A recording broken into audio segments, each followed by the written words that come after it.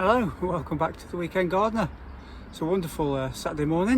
It's around about 9 o'clock. I've just got down here and today I'm going to be seeing if I can get as much of the shed done as possible. I came down yesterday afternoon. I didn't film it though because there was a lot of people around and a lot of noise from power tools and strimmers and various things like that, so it wouldn't have been much good anyway. So I'll show you what I've done, and with having done the one side, I've learnt by my mistakes and I've picked up a few tricks which I think are going to make it easier to do the second side. I'll show you what I've done, and then I'll show you my little lessons learned, so if ever you decide to build a shed, then you can learn from my mistakes and not make them. So let's get on with that. So far the most difficult part has been the twin apex, where the roof comes together there at the top, especially with that little trim panel on the front. That was a real pain to do. It took quite a while. So on the other side I've taken the roofing sheet off or lifted it out of the way, so then I can drop the piece of wood on and scribe my line, and then I'm going to use my spirit level, which has got a magnet on it, clamp it to the wood, and then that way it'll ensure that my cuts are somewhere near straight. So I'll just show you what I've done. Also, I put in most of the back wall yesterday, and I've dropped a little window in so we can have a look at that as well. This is a little window in question, and I think you might be able to just about see there, but that there is the inside wall of some 3-wall polycarbonate.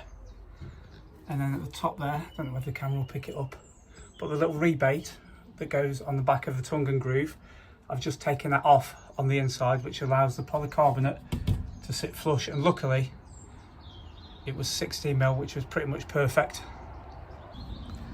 So here you can see this is the front wall of the multi-wall polycarbonate, and that's just hooked over, so it's sort of like made its own tongue and groove.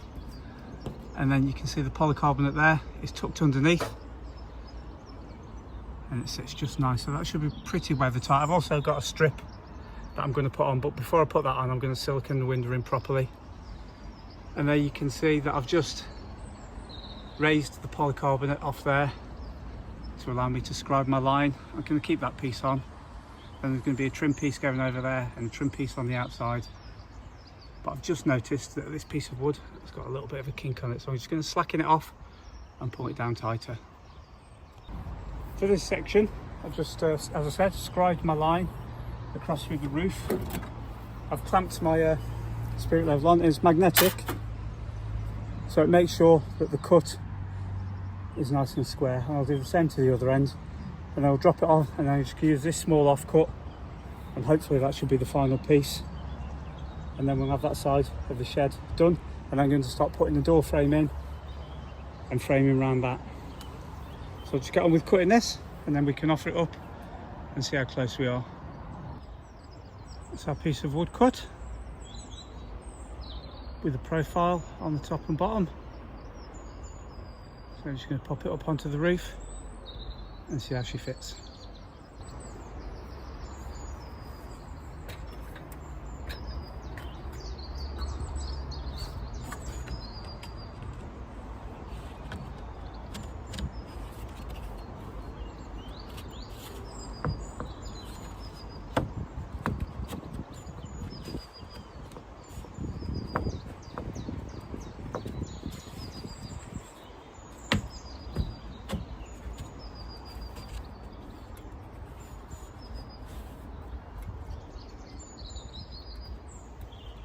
Perfect fit.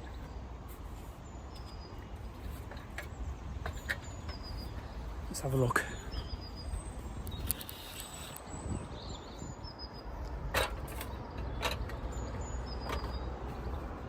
So as you can see there, we've matched the profile of that piece of wood. There's probably a 2mm gap.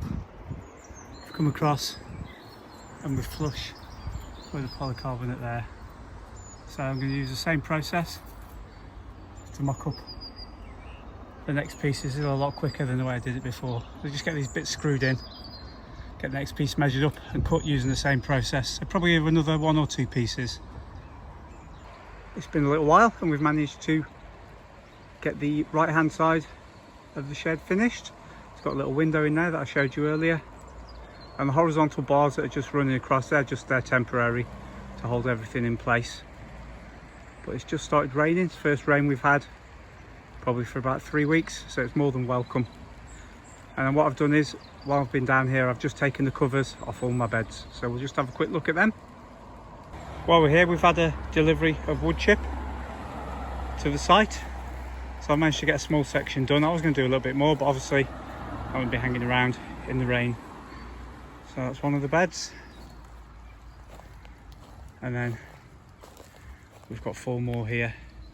And I've taken the covers off. It was a little tip. I've just watched one of Terry King's videos, and he said he takes the covers off to let the first flush of weeds come through. So roughly 3 or 4 weeks before he starts planting out. I think I've left it a little bit late, probably 2 weeks for me.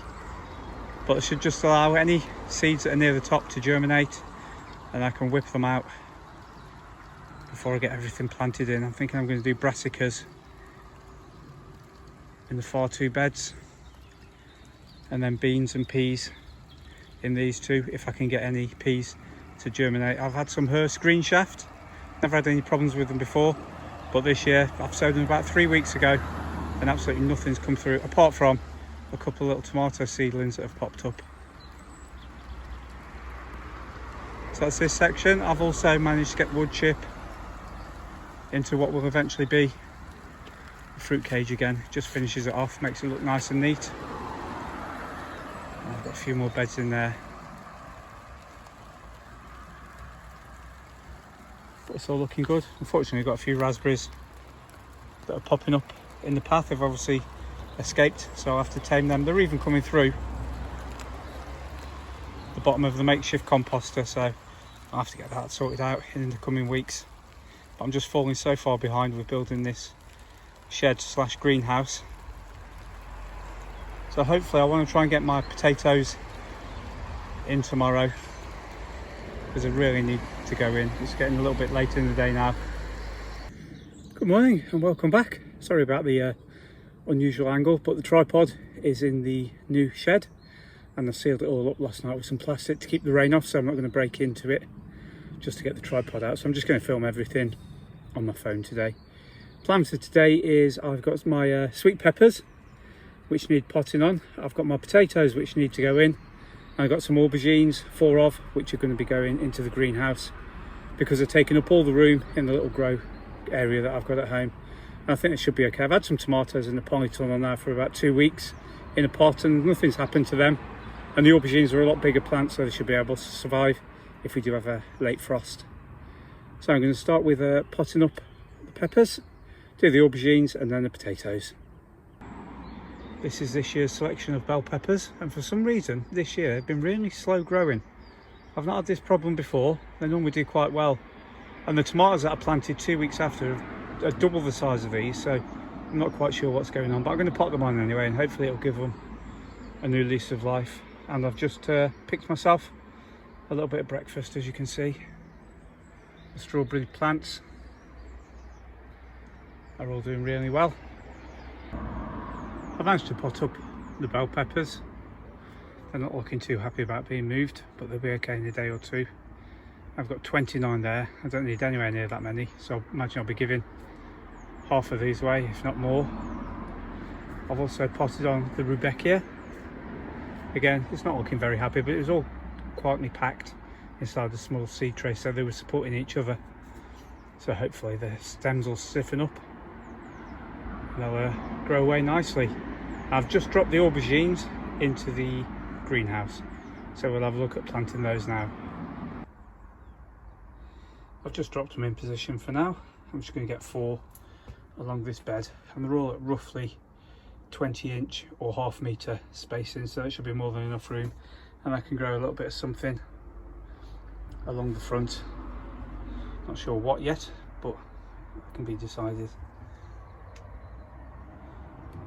Got some sort of kamikaze SAS slug going on there. I don't know how the hell he's got himself suspended, but he seems to be having fun. Anyway, yeah, so half-metre spacings. All I'm going to do is dig a hole roughly the same size as a pot, water the hole, put some bloodfish and bone in it, which is a general purpose fertiliser, put a cane in to support them, and then they can grow away happily. I've just dug a little hole, just big enough for the pot to go in, so that the top of the soil in the pot is roughly level with the top of the soil.